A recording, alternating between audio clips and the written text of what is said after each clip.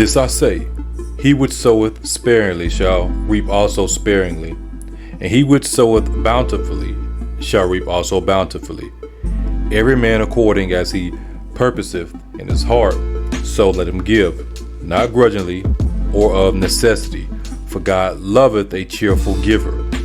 The liberal soul shall be made fat, and he that watereth shall be watered also himself. Giving can be done through Patreon, PayPal, or Cash App. All links are in the description. As stated over the years, if you do give, let it be in accordance with the scriptures. Love you. Let's get it. We try to tell you. We try to tell you, but y'all don't want to listen. We got the evidence. We got the receipts. We keep on dropping them. Satan cannot cast out Satan. Satan cannot cast out Satan. Satan may make it seem like he's casting out himself, but he's not. If we look at the Middle East, I think it's about time we stop, those of us who support, as most of us do, Israel in this body, for apologizing for our support for Israel. There's no apology to be made. None. It is the best $3 billion investment we make. Were there not an Israel, the United States of America would have to invent an Israel to protect her interest in the region. The United States would have to go out and invent an Israel. Say it ain't so. Say it ain't so. Say it ain't so that one of, if not the biggest threat to the state of Israel is black, so-called African Americans. Say it ain't so. I mean, who are we to be a threat like that? We're nobody. We ain't really got nothing. We are in disarray. I mean, we've been oppressed for all these years, so what threat would we really be to the great state of Israel that God has brought back into the land? Welcome back to On Contact. We continue our conversation about the Israel lobby with Ali Abunimah and Max Blumenthal. So you were making the point before the break about how they twist the narrative in terms of the press. And I think that what we see from the documentary series is that in that they are often very effective. Well, just picking up where I left off, I mean, I was talking about them actually buying support where they have none. And, you know, you can see the echo chamber here clearly, but there's also a really revealing scene at the conference of the IAC, which is the right wing of AIPAC, a Sheldon Adelson and Adam Milstein front, Israel-America Coalition or conference. And Kleinfeld, the undercover reporter, goes to a seminar, which is off the record, and you have Israeli officials sitting on a panel complaining about African Americans and specifically young black Americans being the biggest crisis for Israel, for the pro-Israel lobby. The Atlanta consul of the Israeli embassy says, you know, we need to basically target African Americans. And just sitting here waiting to pick this order up, and you're telling me that in America there's a Israel loyalty oath, and you can get fired for not signing it. You can get fired for speaking against them and their economic interests. If a hurricane hits or a tornado hits, they can withhold you from getting benefits that are due to you because of the storm, natural disaster, if you don't side with these so-called people. That's what you're telling me. And from the national headquarters of RT America in our nation's capital. Hello again, everybody. I'm Rick Sanchez. There is a law that you need to know about tonight that seems to go against really just about everything that we believe in as Americans. It is probably as unconstitutional as anything that this news person has heard. I was born in Cuba. My parents brought me and my brothers to to this country, to America, because they feared that if we stayed over there, that we would be forced to think only a certain way politically. Now, as I read this new law that I'm about to share with you, this new law that is creeping into America, I have to admit to you that I am stunned. Stunned. Because it's a law that seems to force people to think a certain way politically. Exactly what my mom and dad did not want me to experience, right? So this is serious.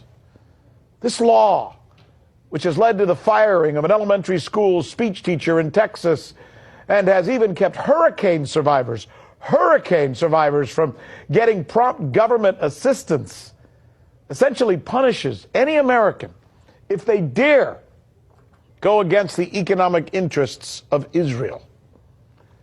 It's as if they're saying, if you want to live here, you got to be pro-Israel and pro-Israeli policies.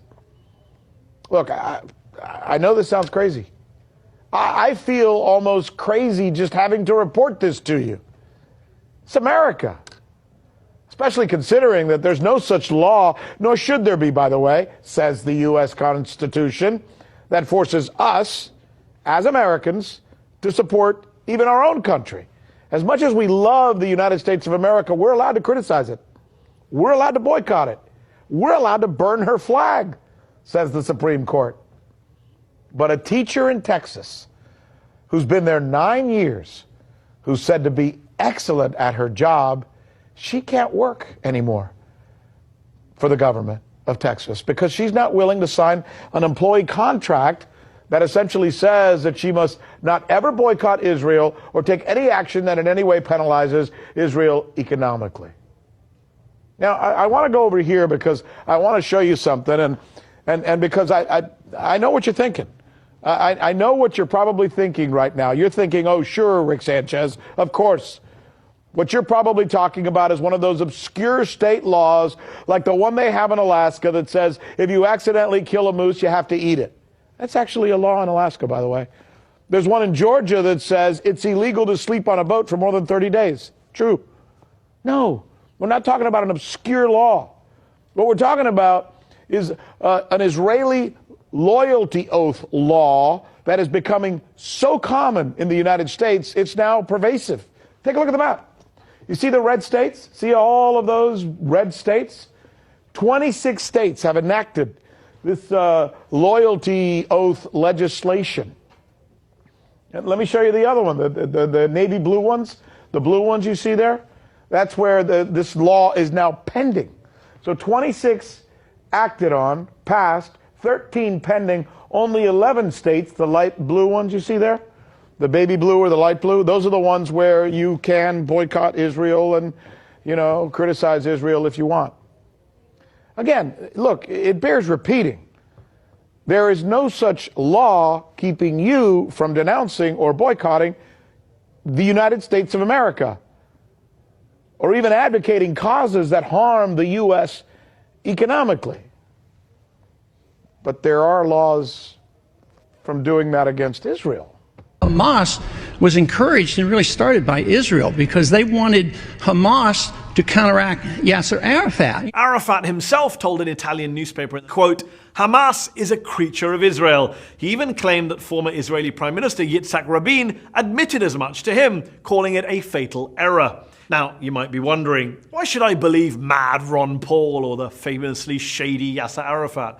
Well, you don't have to. You can believe top Israeli and US officials who've basically owned up to all this. Brigadier Yitzhak Segev, for example, who was the Israeli military governor in Gaza, and later told a New York Times reporter that he helped finance the Islamic movement. The Israeli government gave me a budget, he said, and the military government gives to the mosques. Colonel David Hakam, who worked in Gaza in the late 1980s as an Arab affairs expert in the Israeli military, has admitted that the original sin was Israeli support for Yassin in the late 70s. But at the time, he has argued, nobody thought about the possible results. Well, Avner Cohen did. Cohen was the Israeli official who was responsible for religious affairs in Gaza for more than 2 decades, and who now says, quote, Hamas, to my great regret, is Israel's creation. Yeah, Cohen's words.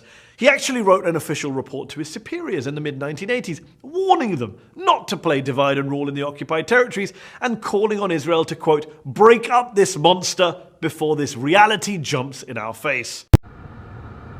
Patriots, please tell me that Israel did not create Hamas. Please? What is this world coming to? One day it's one thing, the next thing it's the other. Bro, what do we believe? So this is for entertainment purposes only. I'm asking you the question. Ron Paul himself in this interview, watch the video and you tell me what you think below. Can't be true. Ron Paul, when he was a representative from Texas, he said this in 2009. Watch this. You know, Hamas, if you look at the history, you'll find out that Hamas was encouraged and really started by Israel because they wanted Hamas to counteract Yasser Arafat. You say, well, yeah, that was better then and it served its purpose, but we didn't want Hamas to do this. So then we as Americans say, well, we have such a good system, we're going to impose this on the world. We're going to invade Iraq and teach people how to be Democrats. We want free elections. So we encourage the Palestinians to have a free election. They do, and they elect Hamas. So we first, indirectly and directly through Israel, help establish Hamas. Then we have an election. Then Hamas becomes dominant, so we have to kill them. You know, it just doesn't make sense. During the 80s, you know, we were allied with Osama bin Laden. And we were contending with the Soviets. It was at that time our CIA thought it was good if we radicalized the Muslim world. So we financed the madrasa schools to radicalize the Muslims in order to compete with the Soviets. There's too much blowback. There's a lot of reasons why we should oppose this resolution. So this was a major news network. Ron Paul himself made that statement that Hamas was started by Israel and it got out of hand. Just so you know, we don't support modern day Judaism, because modern day Judaism, it includes the Talmud, that's what it is, mud, and some other blasphemous books that if you read the stuff in there, man, it would make you sick, it would make you mad. So we don't support that in that regard.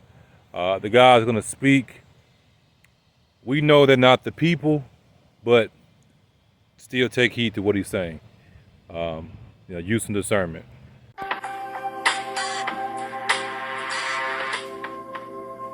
Judaism is a religion, a spirituality to serve God, thousands of years old.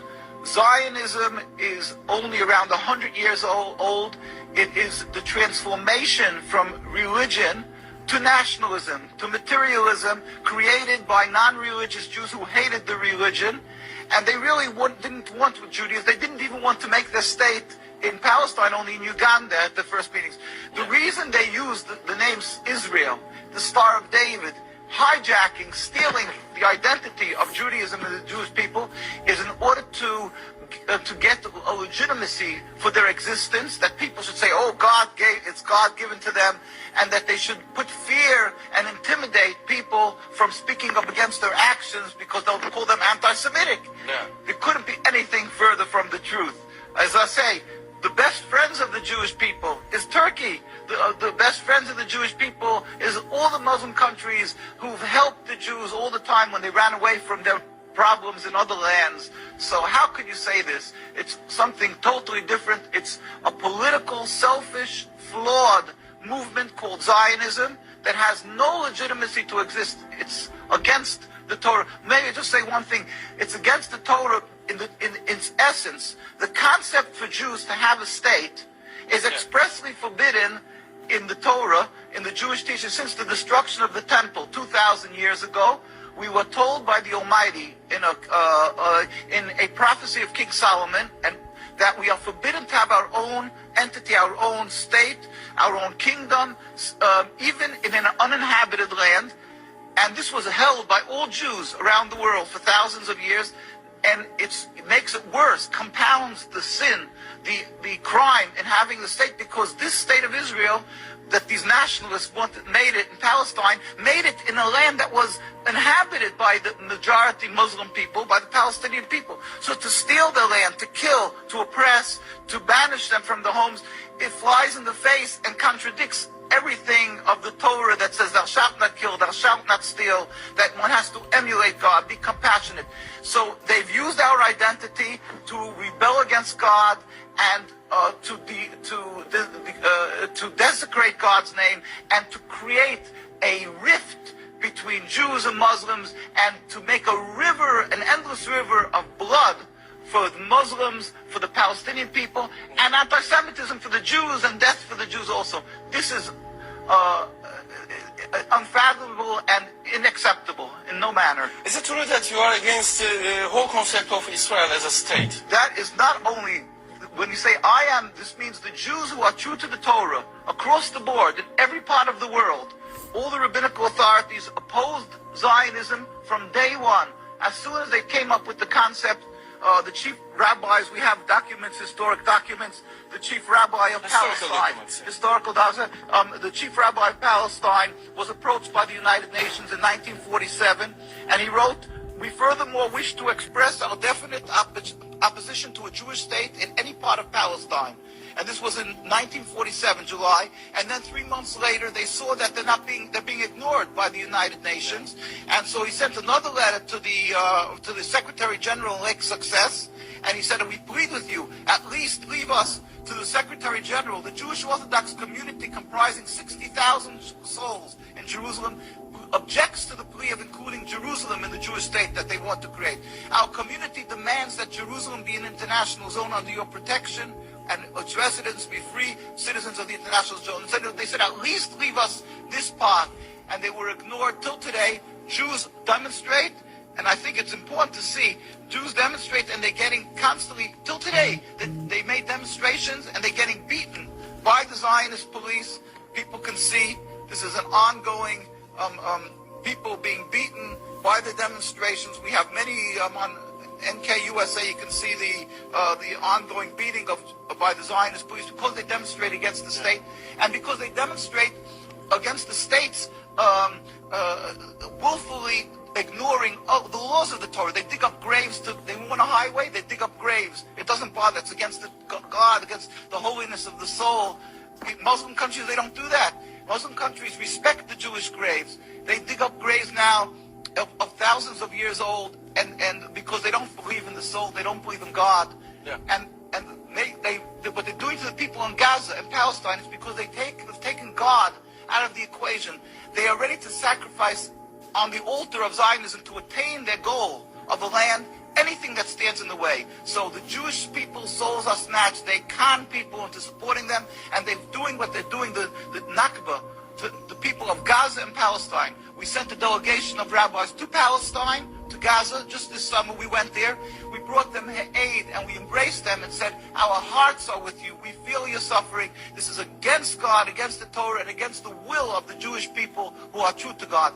We pray for speedy and peaceful dismantlement of this impediment to peace, the state of Israel that has no legitimacy." This for thousands of years, a covenant with God to be subservient to Him. And Zionism is a new movement, a relatively new movement, a transformation from the religion into a base, materialistic, nationalistic movement to have a piece of land which is forbidden for the Jewish people. Okay, we'll have to unpick this piece by piece, I think, because for most people, the idea of the state of Israel is fixed within a very rigid framework, and what they understand about the existence of Israel is by and large very uniform, at least according to what you read in newspapers. So let me try and get your position clear on this. What you're saying is that the existence of Israel is somehow against your religion.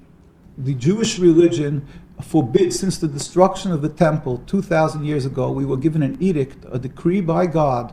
It's a prophecy of King Solomon, that we are not to attempt to recreate our sovereignty. Even 1 inch of Jewish sovereignty, even in an uninhabited land, is expressly forbidden. And Jews wait for the day when God will make a miracle, where all humanity will serve Him in harmony. We won't have to convince an atheist that there is a God. Everybody will recognize God, and then we will all go up and serve Him. Prior to that event, we are expressly forbidden to try to attempt to make any Jewish nationalism sovereignty, and this was respected and upheld by Jews throughout the trials and tribulations of the Inquisition, the Crusades, and every time period of Judaism when they were easily capable of buying land. They never did it because they understood this is against the will of the Almighty, and this is not what it means to be a Jew. Once again, this is not an opinion that you hear expressed very often. Are you in a minority? Is this simply your reading of the Torah? No, this is the view of Judaism and Jews who are practicing the religion, who are around the world. You will find invariably any religious community that is very religious. We carry around, first we have called the rabbis speak out. This is the leaders of Judaism from Sephardic, Ashkenazic, in other words, European, Middle Eastern, any country. The rabbis, when Zionism came, the concept of Zionism was developed, the Jewish rabbinical authorities universally said, no, this is forbidden for us to do. The reason being that it is not the concept of subservience to God, it's a nationalism, and in its actions, when it comes into fruition, when they created the state, the concept of stealing from people, killing, stealing, is all forbidden according to the Torah. So in every facet, Zionism is a rebellion against the command of God. But what about the argument that a lot of them make, and that is that the Bible specifically says that this land was given to the Jewish people by God, and therefore it belongs to them?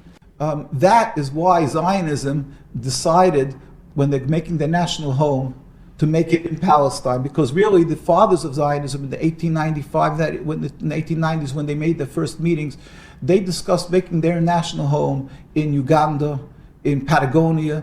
And because they were anti-religious, Theodor Herzl, Ben Gurion, well, at that time Jabotinsky, Theodor Herzl, these people detested the religion. As we have a compilation of their writings in his own diary, Theodor Herzl wrote that Jews should convert to Christianity. That would be the solution to the Jewish problem.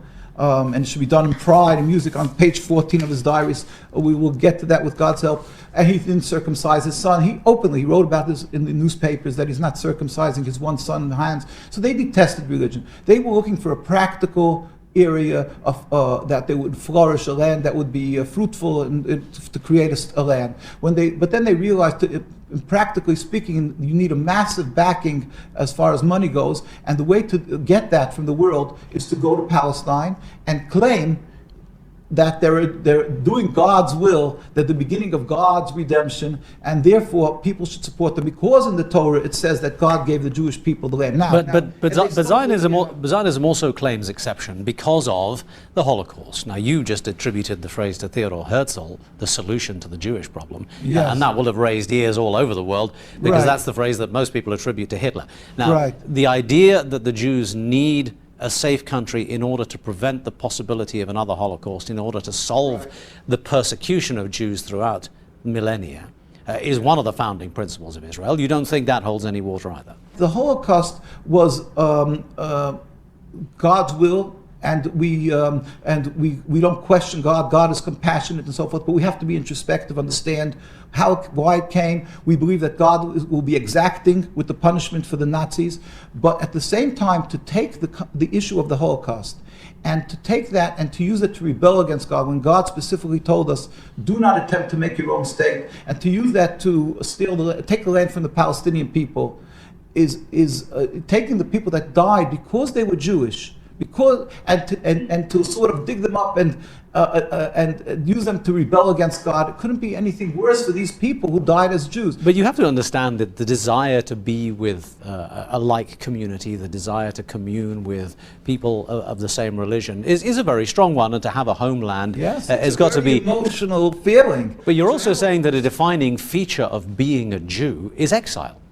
A defining feature is accepting that there is a ruler to the world who's compassionate, and it is medicine for the Jewish people, as Rabbi Samson Foherst, the head of the German community, wrote, that God is compassionate, and his will, since the destruction of the temple, was that good in his punishment. He wanted us to break our haughtiness, so he had us dispersed amongst the nations. At the same time, it was accomplishing a blessing for the world if we would be following the Judaism, because we are people who would be teaching the world of compassion, of serving God. So it serves twofold. It serves two purposes.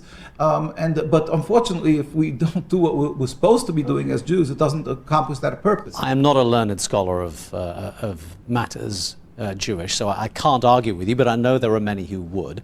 There is a strain within Israel itself, within the state of Israel, started, I think, by Rabbi Kook, perpetuated by a number of names in modern Judaism, who say, no, it's perfectly compatible with the writings of the Torah, that we have a state of Israel, and in fact, it not only makes political sense, it makes religious sense too.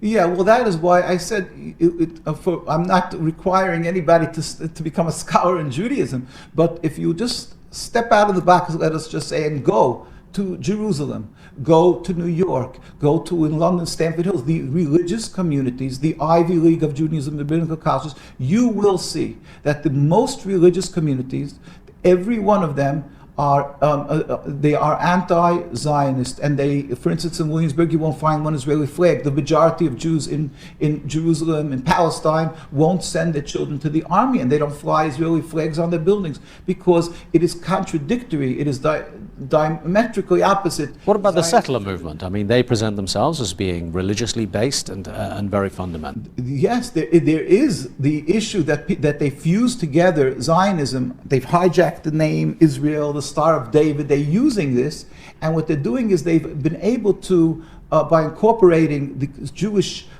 feelings, for instance, they call themselves the beginning of God's redemption. They do agree that we were sent into exile by God. The ones who aren't non-believers, which many of them are, but the ones who do believe, they say, yes, God sent us into exile, but we are the beginning of God's redemption. And they've been able to ensnare the youth, mostly from, these are all from, almost entirely from non-religious homes or marginally religious. They are not the mass, the general populace of Jewish religious people.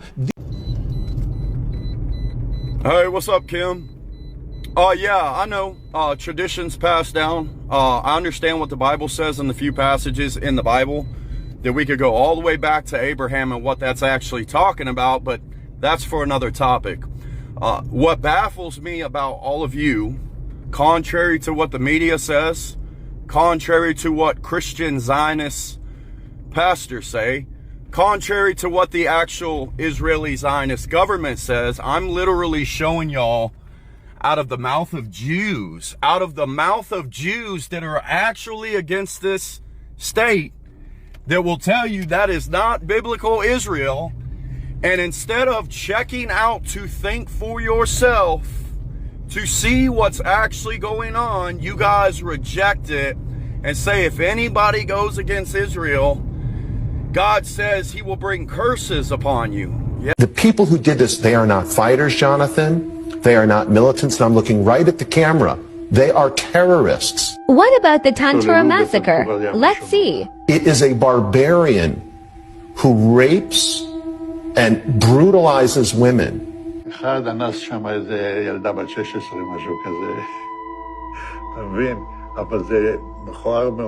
Who kills children in front of their parents. אם היה עומדת כיתה של זה עם ידיים למעלה, אז באותו יום הייתי רואה אותי, הייתי קוצר את כולם, עד כדי כך. כמה אתה חושב אנשים הרגת ככה? So who's the real terrorist and barbarian? אני לא יכול לדעת בחיי. היה לי מקלע עם 250 כדורים. תראה, יריתי, נלחמתי כולם. אני לא יכול לספור. Thank you so much for this question, because it's an important question and I'm more than happy to answer it for you. I feel like this is the type of content that's either going to be taken down or get me banned or deleted. It's happened before, but I don't care because the truth is more important. So if you're watching this, screenshot, download, do whatever you got to do to save the information, because I highly doubt it's going to stay here. Anyway, there's this really good book on this topic. It's called The Israeli Lobby and U.S. Foreign Policy. I highly recommend that you read this book. If you don't have time to read it, read a summary of it or just do some general research on the Israel lobby. This book was very controversial when it first came out because a lot of Zionists were mad at it because, of course, it exposed a lot of things that they don't want the world to know about. The Israel lobby, also known as the Zionist lobby, is exactly what it sounds like. It's a group of lobbyists who are made up of also different groups and organizations and even corporations who are pro-Israel, and their sole purpose is to influence the American government to be pro-Israel. So just like you have lobbyists like the NRA and Big Pharma who are always trying to influence your politicians to pass policies that benefits them, same thing these guys are doing. This group is arguably the most powerful lobby in the world. If they endorse your campaign, you are winning the presidential elections. Like, almost every time. They have a 98% success rate. They look for candidates that are pro-Israel, and if there isn't one, they find a way to make you pro-Israel. They fund your campaign, you win the elections, you pass the policies that they like. Simple. AIPAC is a member of this lobby, and that stands for American Israel Public Affairs Committee. And you also have Christians United for Israel, which has like 7 million members. So it's not just Jewish organizations. You have a lot of Christians who are actually extremely Zionist. And these organizations have a vast pool of donors. And we're talking anywhere between nonprofit organizations and billion-dollar corporations. So you have all these pro-Israel groups or Zionist-owned groups who are donating to this lobby, who in turn donate to presidential campaigns. And I don't know how they do it, but they somehow convince all these politicians that they put in office that everything that's good for Israel is also good for America. And if you don't agree with that, you are anti-Semitic. They do not tolerate any criticism of Israel whatsoever. The support for Israel has to be unconditional. Whatever you say against Israel will be used against you. You will be labeled as an anti-Semite, and you will lose whatever power that they have given you. It's probably the reason why you have people like AOC, who was once very publicly vocal about Palestine, but once it was time to vote for funding Israel, she backpedaled and voted yes anyway. They go against any politician who doesn't support Israel, and they somehow find ways to sabotage their careers. It is so bad that if you even try to talk about where they get all their funds from, or if you even make a mention of how a lot of major news outlets are owned by Zionists, they will demonize you and call you anti-Semitic. There is so much to touch on over here, from the wars that they have helped influence to the narrative that they have controlled about Palestinians to make Israel always look like the victim, that, you know, it's just too much to fit in this one video. So I highly recommend that you just read the book or do a lot of research on this. But I want to close in saying this. It's really ironic that so many people assume Israel is like the puppet or the baby of America, when really it's America's daddy. This is just a test. The big one comes later.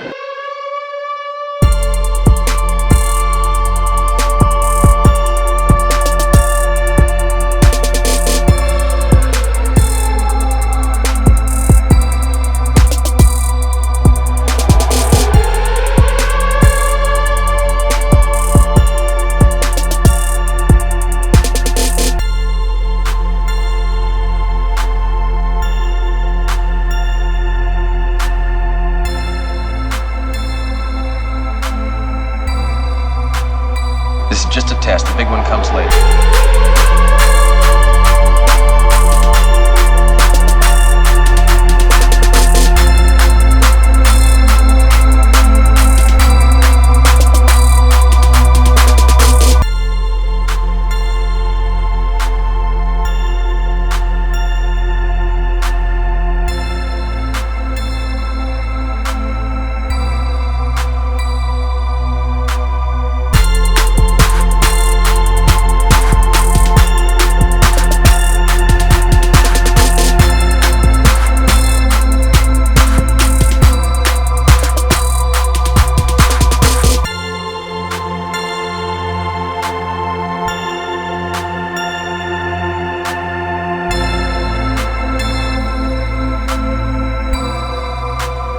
This is just a test. The big one comes later.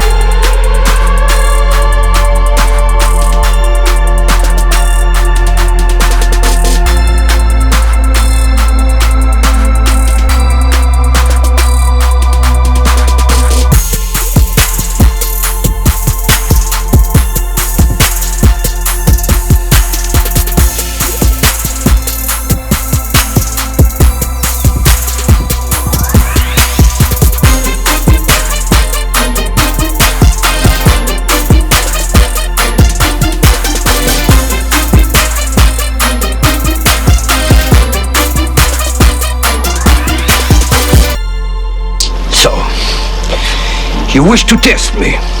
Good.